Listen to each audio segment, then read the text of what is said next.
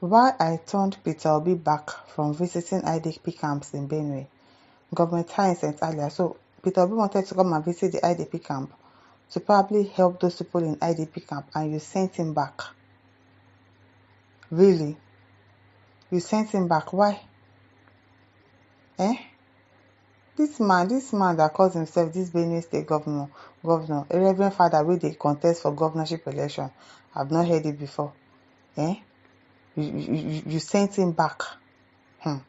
Open Live Nigeria reports that Governor Hyacinth Alia of Benue State has explained the reason he turned Peter Obi back from visiting internally displaced persons IDP camps in Benue State. On April 14, 2025, Peter Obi was barred from entering Benue State by the state government. No be small thing, no.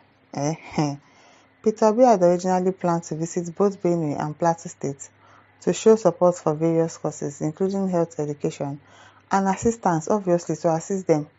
Shebi if our own president will not go, the vice president will not go, shebi somebody else that has their interest at heart, he will go there. So you turned him back, no problem. However, the governor, in statement by his chief press secretary, Kolas Teso, distanced himself and his administration from Peter Obi's visit to Benue State. Why? Explaining what transpired, Obi said that before the April 14, he reached the governor's aide, who informed him that Alia was in an important meeting and would return his call later that day. They no go call back now. He obviously doesn't want to talk to Peter Obi. However, no communication followed for several days. On the morning of his intended visit to Benue, Obi said he left Jos, but was stopped by a security team around Akwanga after they received a press release attributed to the Benue State government, which appeared aimed at halting his trip. Obi expressed disappointment over the situation, emphasizing that his visit was purely humanitarian, we know, and focused on uplifting the lives of those in need. They don't like people to help people that are poor now. They like to see us suffer. That is why, Reverend Father, particularly those affected by recent crisis, he reflected on how he has sought permission from former President Goodluck Jonathan to visit Haiti during its earthquake crisis, highlighting his long-standing commitment to humanitarian causes. Obi stressed that a unified Nigeria where collective welfare is prioritized over political disputes is essential for progress. Abi, relaxing on Wednesday when he appointed music legend Innocent Idibia, popularly known as Tubaba, as his technical advisor. I don't understand. He appointed these people. Reverend Father, they appoint technical advisor on entertainment and community outreach. Tubaba, that is not himself right now. Now, wow. Governor Alia emphasized the need for due process in any official engagement, especially visits. Making allusion to the posh visit by Peter Obi, Governor Alia thanked Innocent Idibia for following due process. So who did not follow due process? Thank you for following up on protocol in our camps. We have the support of the international community and there is an international standard. People abuse everything nowadays. Is that Peter Obi that you are talking to? And people politicize everything, including insecurity for some reason. So when you want to come and visit the IDPs, it is a welcome idea, but we need to know who goes in and goes out of the camp. So you don't know Peter Obi, Abi? It is well. They have been traumatized enough, so we need to protect them. Some members in the open space out there do not understand this. They feel it's an open house to just walk in and walk out. Alia said, Nawa. Chibuzo Emmanuel says, well, civil slavery is on the peak. Benue and Borno is the main capital in the 21st century. Indirect slavery is back to Nigeria. That's why a reverend father is in power. Like how? In the first place, how is a reverend father a governor of a state? This country is just somehow. To continue with the West or BRICS agenda, if you listen to his statement, he said there's an international standard. Yes, after calling you and your aides, none of you could explain or educate him, but you have the guts to ignore his call, with this unbelievable reason. You are just a political template for the West and the BRICS. Yes, if there's an international standard, you tell him, these are the things that you have to do before you come to the camp, but you ignored him.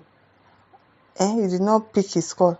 And then when he now decides to come, you went to stop him, saying that there are protocols. Which are your protocols?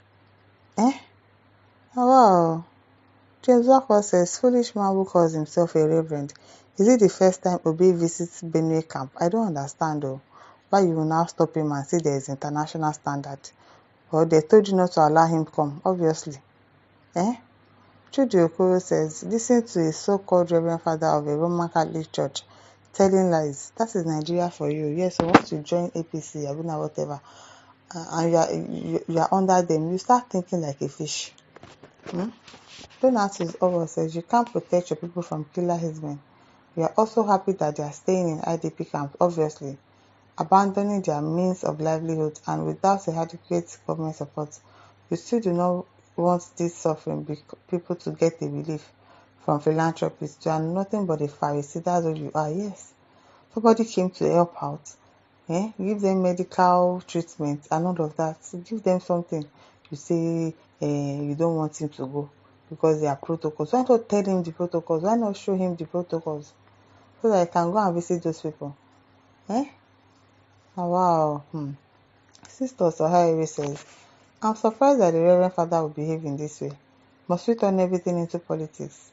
Multiple killings is going on in your state and you are not doing anything meaningful to address the issue, and someone wants to visit and show support. You are denying him access because he's not from your political party. So if you put party affiliation first before the welfare of your displaced citizenry, it is too bad, very bad, very, very bad. Oh, wow. Emeka Anyoko says you are just a pretender, obviously. Obviously, having nothing like an agenda, you do not care about the plight of Benue people. You are a Satan in camouflage. Yes, it is. Because how can you not allow somebody that wanted to help people in the displaced camp to help them? You stopped, and you stopped him from coming. Now, wow, Reverend Father indeed. Erebina says, what is he saying? Does it make sense? At all, or he just wants to say something, obviously. Obviously, he just wants to talk. Victor Sally says, by the way, he didn't win the election. It is APC ticket he's sitting on, so he has to obey the evil agenda. Exactly, that's what it usually is. As he refused to be from entering Benue, he can't stop the Fulanis from attacking his people on the Easter. What a shame. Big shame to him. I don't say he could handle the crisis in the state, but he needs FG help. If you can handle the problem in your state, why you not handle it? Why are you calling FG to come and help you? Confuse people up and down. Hey, listeners, over to you. Leave your thoughts in the comment section. Don't forget to like, to share and subscribe. Thank you for listening. See you some other time. Bye.